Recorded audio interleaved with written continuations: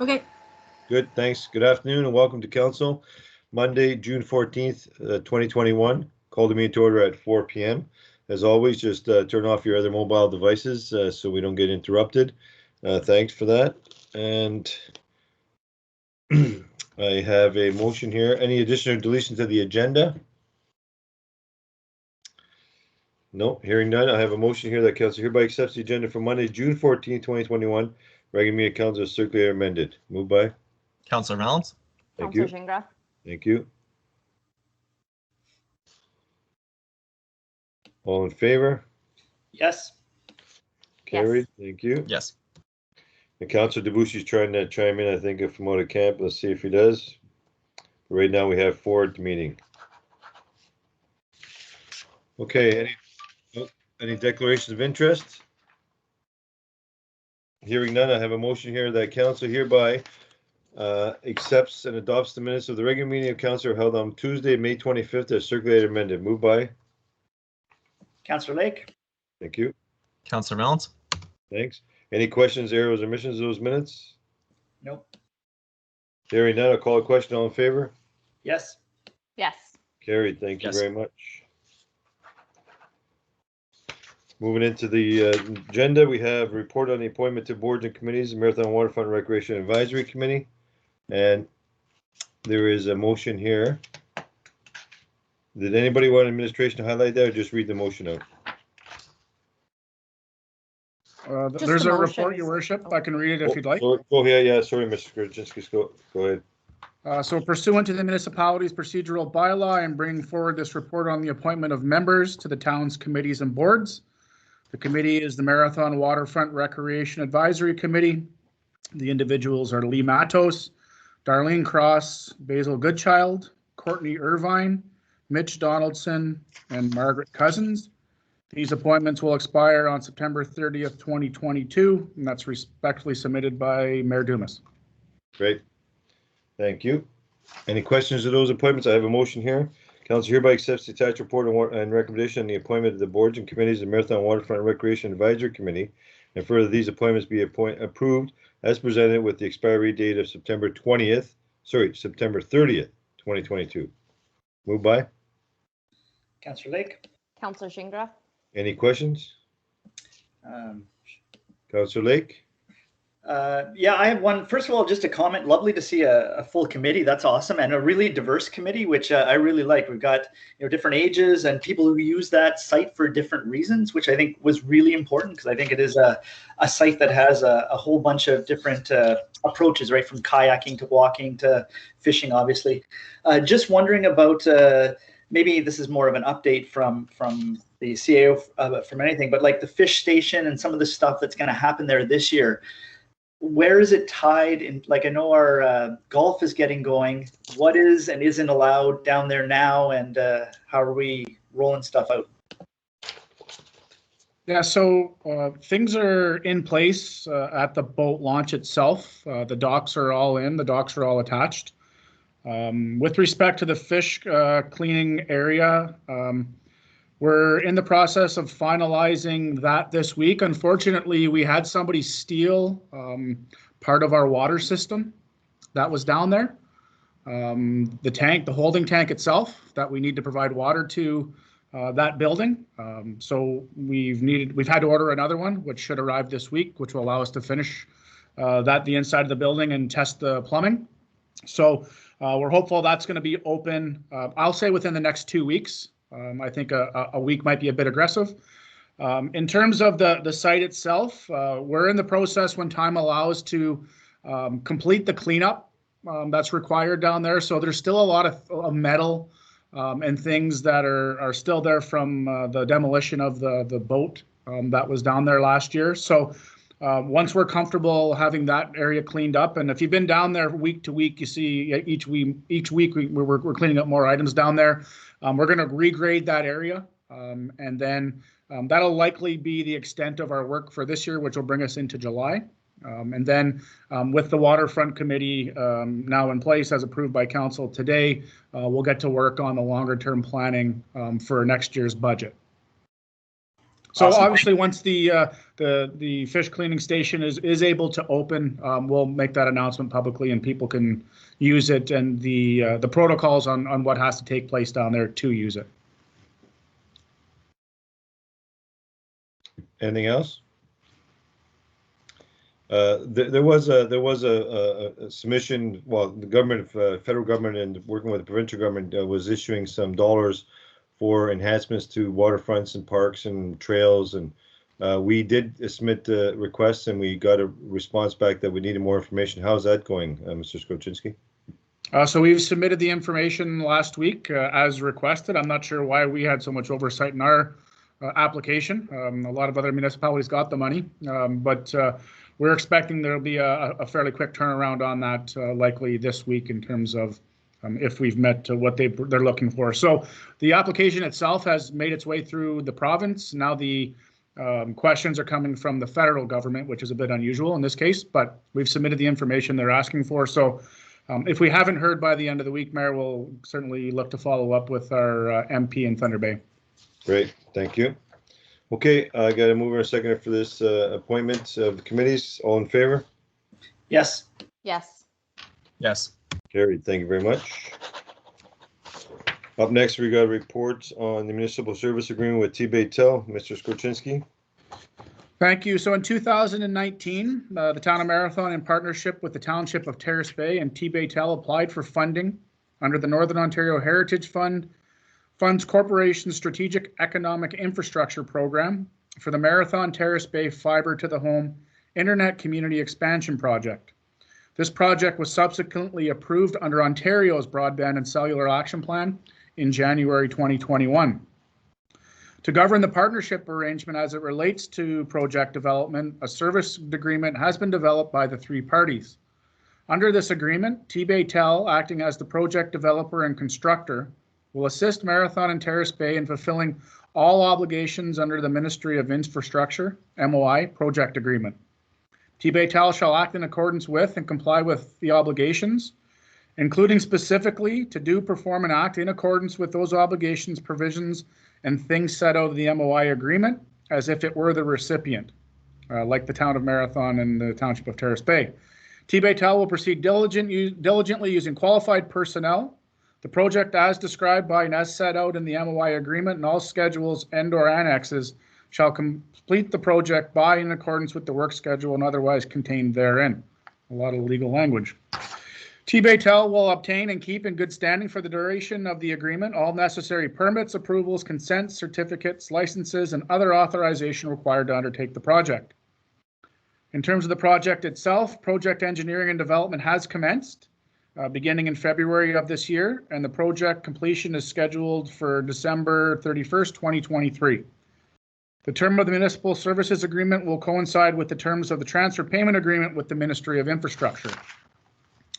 In terms of funding, the breakdown for the project itself, the province is putting in 4.2 million, T-Baytel 3.9 million, and combined Marathon and Terrace Bay 253,000 for a total cost of 8.45 million.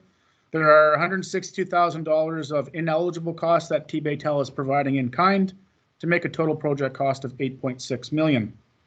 Council's options are approved bylaw number 208 in the agreement as presented, 2008, pardon me, and the agreement as presented. Do not approve the bylaw and the agreement, or approve the bylaw and the agreement with amendments. Administration recommends that option A be selected and that bylaw number 2008 be approved as presented, and that the mayor and clerk be authorized to enter into a municipal services agreement with T-Baytel. Okay, I do have a motion here that council hereby accepts the attached report and recommendation of municipal service agreement with T-Baytel, and further the approved bylaw be adopted later this afternoon, entering into a municipal service agreement with T-Baytel for the Marathon Terrace Bay Fiber to Home Internet Community Expansion Project. Moved by Councillor Valens. Thank you. Councillor Shingra. Thank you. Any questions? Councillor Lake. Councillor Tabushi's not here, so I have to ask lots of questions. I'm just wondering to the CEO, so I mean, this is obviously something that would have been really useful during the pandemic as we were all at home working and you need more fiber. Is any of that, and it's very little cost to the municipality, which I love, but I'm just wondering if any of that is some of the pandemic funding that's floating around. Can we access that money to cover that? Because it is really a way to prepare for, folks working at home and for being on the internet. Sorry, just so I understand the question properly, Councillor, to cover our portion? Yeah, to cover our portion. Not that I'm aware of. This is a very specific fund, and we were actually ahead of the game with our application to the Heritage Fund in terms of making the application, and subsequently it was rolled over to Ontario's broadband fund. So really, I think in terms of our investment, to be quite truthful, for $126,500, we're getting, what's going to amount to a 5G broadband network in Marathon, along with, the project itself. So I think it's a good investment. One of the other things that residents will see, over the course of the next couple of months will be that there will be a new physical T-Baytel location announced in Marathon, where they'll be able to actually look at the packages that are going to be available through T-Baytel with this new project. Great, thanks. Mr. Verbal? Just one thing I would like to caution too, the province doesn't like to have two pots of funding going to the same project, and council did approve this in the 2020 budget, taking it from reserves. Okay, anything else? Hearing nothing else, I got a mover in a second. I call a question. All in favor? Yes. Yes. Carried, thank you.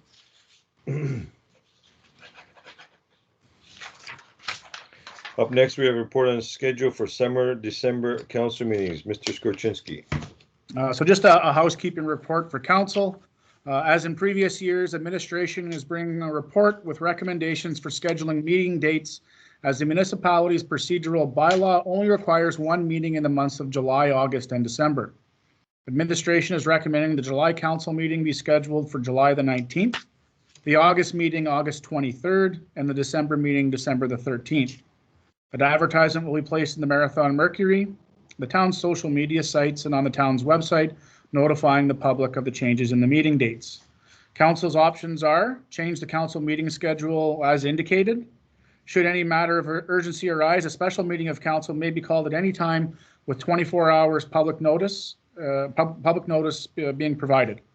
B, hold the meetings on alternative dates, or C, keep the regular 2021 schedule, which is traditionally the second and fourth Monday of the month. Your administration recommends that option A be selected and that the July regular meeting of council be held on the 19th, August the 23rd, and December the 13th, 2021, and further that the public be notified accordingly. Great, thanks. I do have a motion here that council hereby accepts the attached report and recommendation of council for summer, December council meetings, and that the July regular meeting of council be held on the July 19th, August the regular meeting of council be held on August 23rd, and December regular meeting of council be held on December 13th. And for that, the public be notified accordingly. And as Mr. Skorczynski said, we can call a meeting at any time if needed. Moved by Councillor Valens? Councillor Shingra. I got Councillor Valens and Councillor Lake. Thank you. Any questions of that? Councillor Lake. Yeah, so I think like lots of folks in Marathon, I often am away for that July period, either at a hockey camp or down visiting family. The online platform that we've been using actually kind of makes it possible for me to make that meeting, which I normally miss. I'm just asking administration, I mean, even if COVID restrictions are lifted, I would love the idea of it still being this kind of online forum, and just making sure that you're allowed to be out of the municipality and attend virtually, right? There's nothing in our bylaws that preclude that. That's correct. At the current time, you're able to attend virtually. Don't have the procedural bylaw right in front of me, but I believe it states that you have to have access to a secure network connection. So certainly for a July meeting, you could attend outside of Marathon. One of the items that we'll bring to council in the December timeframe is, how we want to manage council meetings in 2022 regarding, virtual, or I would assume by then we're likely to be able to come back, into face-to-face public meetings. But having the virtual option does make quorum easier to achieve, and we certainly have the platform to do that. But we'll bring that back to council in December for discussion. But yes, you can attend from another location for the July meeting. Thank you.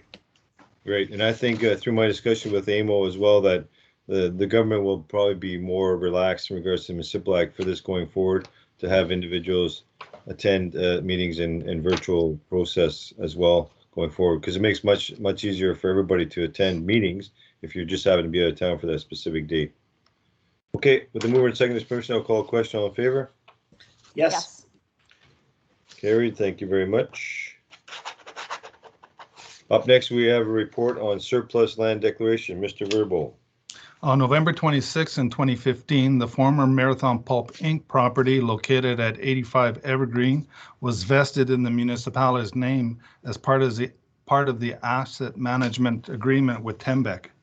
The lot has frontage of 95 feet and a depth of 80 feet. It is adjacent to the Wok Wah Chow restaurant. For the last 15 years, it's been a vacant lot, but prior to 2006, the Pace Union had an office on the site. As the property has been vested in the municipality's name, council has the option of selling the property. Bylaws number 1617 outlines the policies with respect to the sale and the other disposition of the land, including declaring the property surplus to the requirement of the municipality. According to the bylaw, a clerk shall be responsible for obtaining one or more independent appraisals prior to consideration by council of a motion to sell the property, except in such cases where an appraisal in the opinion of the clerk is not necessary or advisable in the circumstances. Administration is recommending that an appraisal is not necessary in the case of 85 Evergreen Drive. An appraisal will be time-consuming and an expensive process that will not likely give any additional information regarding resaleability that we have not already aware of. In addition, surrounding vacant lots, being 86, 87, and 91 Evergreen Drive, have been posted on the municipal website for a number of years with no offers being received. Administration is proposing that the property be advertised on the town's website as vacant land available for development. As per the bylaw 1617, the neighboring property owners will be notified of the available property. Any proposals will be considered with due diligence and reviewed according to the official plan and the zoning bylaw. The property is currently vacant municipal land and therefore exempt from taxation. Any proceeds from a sale would be recognized as general revenue. So the options are to declare the property located at 85 Evergreen Drive as surplus to the requirements of the municipality, or do not declare the property surplus and investigate other options for the disposal of a property. Administration recommends option A be selected and that the town of Marathon declare the property located at 85 Evergreen Drive as surplus to the requirements of the municipality and authorizes administration to proceed with the disposition of the asset. Good, thank you for that report. I have a motion here that council hereby accepts the attached report and recommendation on surplus land declaration known as 85 Evergreen Drive, and further that the town of Marathon declare this property located at 85 Evergreen Drive as surplus to the municipality's requirements and authorize administration to proceed with the disposition of the asset. Moved by Councillor Lake. Councillor Thank you. Shingra. Thank you. Questions? Councillor Valens. Thank you, Your Worship. Either administration or Mr. Verbo, I don't know who's going to have the answer for this one. My quick question would be, right now it's currently listed as municipal land, and for that reason, there's no taxation. If, say, it were to go up for sale and an individual of the public were to buy it, would it be automatically rezoned with the sale, or would that individual have to then apply for a rezoning for the land? And then would the taxes automatically just start from there? Once the sale has been finalized, the title will be registered with Land Titles Office, and that will give Impact a notice that there's no longer municipal land, and they will convert it from municipal exempt to commercial taxable. Okay, Councillor Lake. Yeah, I'm just wondering from administration, do we own the three properties in a row, and is it possible to market that bigger space as well, or do they have to be kind of sold as three separate units? There is 87 Evergreen is adjacent. There is the Evergreen lift station that's in between 87 and 91. So we could do some negotiations if it wants to be all three, as far as an easement on the lift station for any potential purchaser. Okay, thank you. Good. Councillor Valens, another question? The last one, and I'm assuming, Mr. Verbo, it's automatically going to default to a commercial zoning. That's how the whole site is zoned as commercial, or Okay. enterprise, I believe the term is. Okay, thank you. Okay, everybody's good? So with that being said, I'll call a question. All in favor of this as surplus property? Yes. Yes. Great, carried. Thank you. Up next is appointed members and boards and committees report. I had meetings last week and the week prior with AMO, some reps, as well as NOMA, and with Minister of Finance and Minister of Transportation. Meeting with Minister of Transportation was to identify and recognize all the new people that have been in place in the Northwest District. There's new regional managers and in all departments, a lot of departments, and a lot of changes taking place. So it was more of an update and a meet and greet kind of scenario.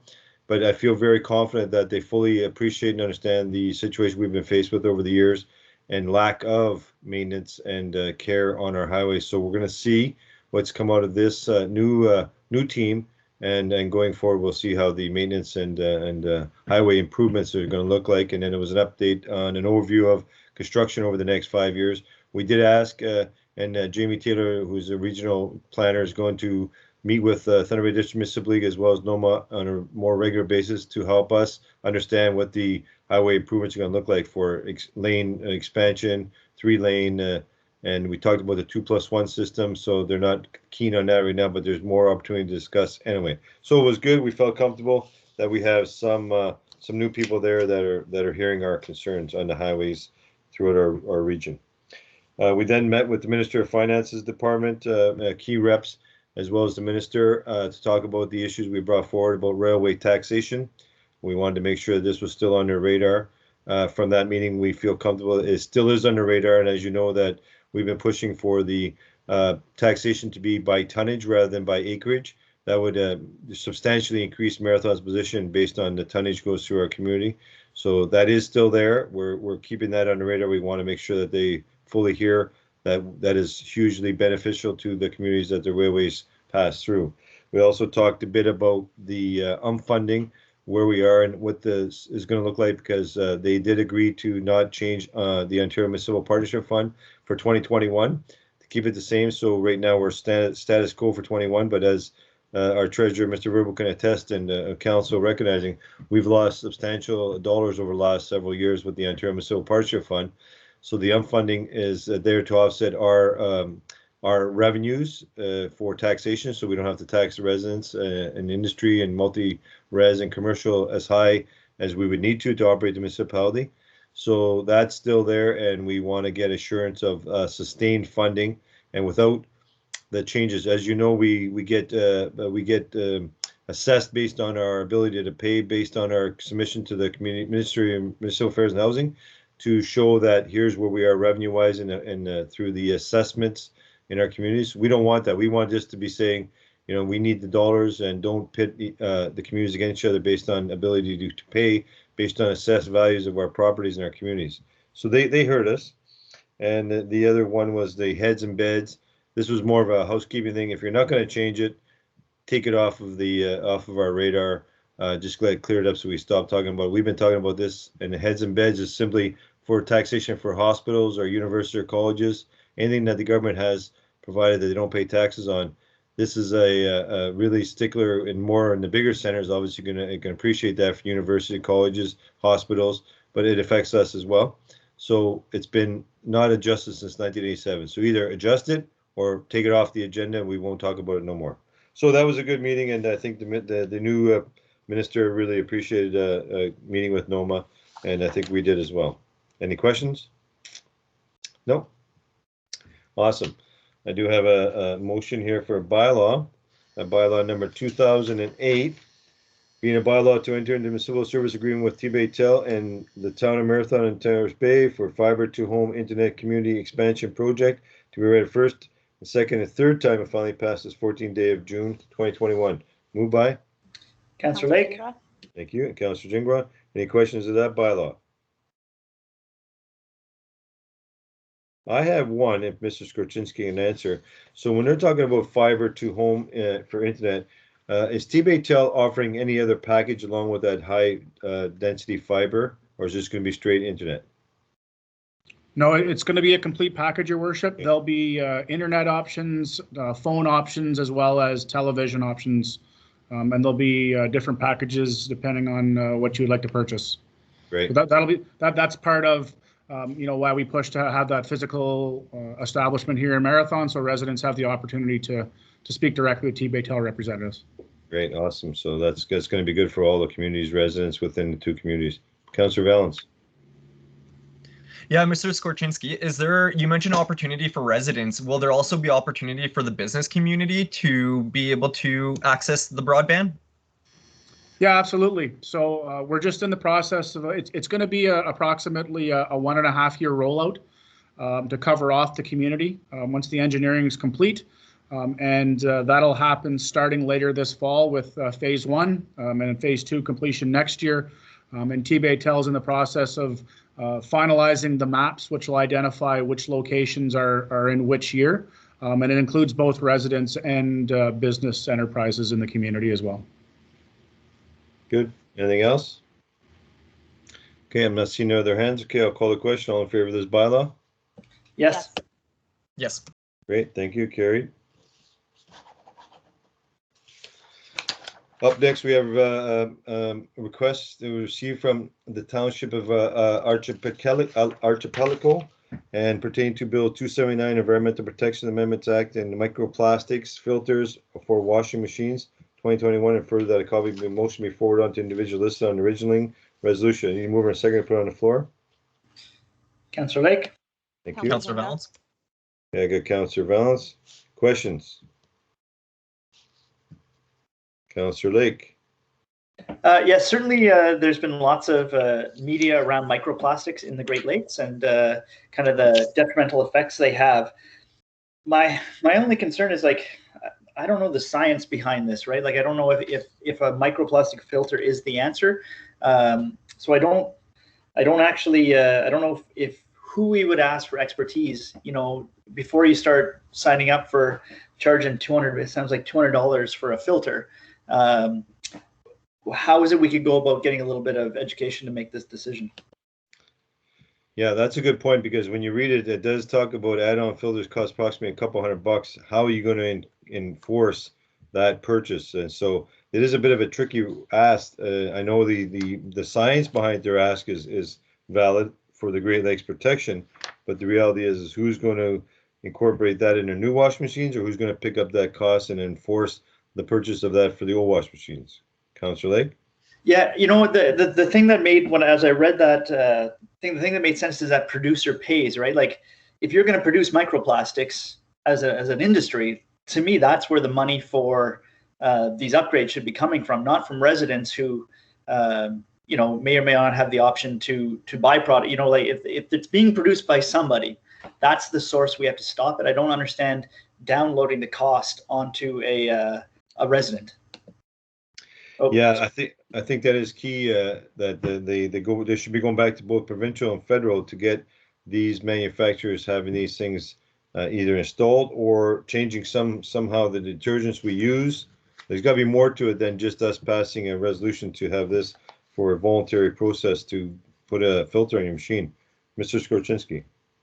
So, Your Worship, I'm just reading in part of this resolution that there's an ongoing study right now in Georgian Bay with the University of Toronto and the town of Parry Sound that's expected to be out in August of this year. So, and they're measuring the effect of 100 filters in households. So my suggestion to council would be, why don't we just defer this until the September meeting when we've had a chance to actually look at that study. It will be interesting to see what the results of it are, because certainly, obviously, we live on a Great Lake. So I would suggest we defer it until the September meeting of council. Okay, I think that's fair. Everybody good with that? Okay, so I'll just, won't table it, we'll just defer. Okay, up next we have also a request from received from the Township Board of Pacheco seeking support of the resolution pertaining to Bill 228 banning unencapsulated polyurethane foam. And excuse me, I think foam is a huge thing, but I think we need to have definitely addressed in regards to how we're going to ban that again through the business community, because the business community is the ones who utilize this. So, Mr. Skorczynski? Yeah, so they're not asking for a complete ban on the utilization of foam. What they're asking for is in instances where it's not encapsulated, so it's just free flowing and enters the Great Lakes. Again, it's a pretty wide arching request. I'm not, the concept is sound, of course, we want to protect our water bodies, but I'm not sure how, number one, you would enforce it, if you weren't abiding by a regulation. And secondly, it's short on detail in terms of, how it would actually be implemented. So I think, this is something that, administratively would be tough to support. There's not a lot of detail around it yet. Right, and I know that it talks about the ones that are mostly for flotation for docks, and a lot of newer docks are going to the plastic resin to have flotation, right? So, I mean, it might not be so. Councillor Lake, you had a comment? Well, you know what, I think we all agree that we should keep toxins out of the water system. I think about our approach to this, right? We just put in a new dock system. Administration worked hard, and you probably could have cut corners and saved a lot of money by putting unencapsulated foam under those docks. But we chose to buy like you're saying, your worship, the nice resin filled things that keep foam out of the lake. So I think we can make good, choices as a municipality that shows some of that stewardship that we talk about. But I agree with Mr. Skorczynski. I don't know how, a guy at White Lake that we are going to, stop from using foam. That doesn't seem tenable. I just think being good stewards as a municipality and having that as part of the process around the building that we do is probably more important. Yeah, Mr. Skorczynski, you had a comment? No, I'm good, Your Worship. I totally agree. I think it's okay. No. Yeah, your hand was up there. That's why I thought you might have had a comment. Oh, sorry. That's okay. No, you're right, Councillor Lake. The reality is that just in our, and we don't have a lot of cottage lakes, but we do have our fair share. But if you've moved towards Southern Ontario, like there's thousands upon thousands upon thousands of cottage lakes that have been developed since the 40s and 30s that have probably lots of this product under their boat docks. So how do you enforce that? So I think it's one of those ones we basically let the municipalities make the proper decision as we go forward, for us not to get into an enforcement policing scenario. Let the provincial government work on that mandate. So in that case, I would say table this resolution. Councillor Lake? Yeah, and I would just say table it, absolutely, but kind of make clear to our public that, our best practice around stewardship is when we're dealing with the water, we're making sure that we're using products that don't leach into the lake. We're using products that, don't let microplastics out. So our best practice, I think we're doing the kinds of things that this bylaw is suggesting. Yeah. So table with this resolution? Yes. Okay, thank you. Everybody good with that? Yes. Yes. Okay, thanks. Okay, moving on, we have some announcements. Councillor Valance is going to give us an update on raising the pride flag this afternoon. All right, yes. So it's a historic day today in Marathon, Ontario. June 14th, 2021 is the first time the pride flag has been raised here in town. So I just want to give a huge shout out to Barb McGill. She is just a member of the public who approached council and approached administration following the proper channels, had an idea, wanted to see it attained. So like I said, she followed the proper channels, reached out, and today we were actually invited with the group from the St. John's United Church and Barb McGill herself to raise the flag. So on behalf of Mayor Dumas, Town Council, and administration at the Town of Marathon, I just want to say we foster an inclusive community, and that includes all gender identities. So with that being said, we look forward, if the proper channels are followed again, years to come, that the flag will be being raised every June, as long as the proper channels are followed. So again, huge congrats to Barb McGill for making that happen. Yeah, great. Thanks for that, Councillor Valence. It was it's first time for Marathon, obviously, and it's about all inclusive within our community. And I think you know, the minister clearly stated, Stacey stated that how it is about being inclusive in your community and not to judge anybody. So thank you for her and welcoming her and her husband to Marathon. She did indicate she moved here just prior to the pandemic, and she loves our community, and her daughter is very outgoing and very open and very friendly young lady. So thanks for that. You had another comment, Councillor Valence? I just want to say that this historic day ties in beautifully with the Respect campaign from the Town of Marathon. So just, again, fostering a community that's inclusive and respectful of all gender identities. So great. Thank you. Thanks for that. There's a couple of things I'd like to announce in regards to the of course, with the school year the way it has been, and most of our students have not been in person in school. They're not going to have their, again, graduation this year by in person. It's going to be more virtual. We see the signs around town, so I want to take the opportunity to congratulate all our grade 8 students going up to the next level of education, out to the big house next year, so in the fall. And of course, our grade 12 students graduating and going off on to post-secondary education, if that's all back to normal or not, or into the workplace. So congratulations to all those students as well. And of course, with our Con College students who participate over the year as well in their education format, congratulate to all those graduates through Con College. So a big hats off, and I hope that you all did well and you can move on to life, whatever that brings over the next several months, whether it's back to school or into the workplace. Congratulations to all, and we hope that you are back in face-to-face education in September of 2021. Thank you.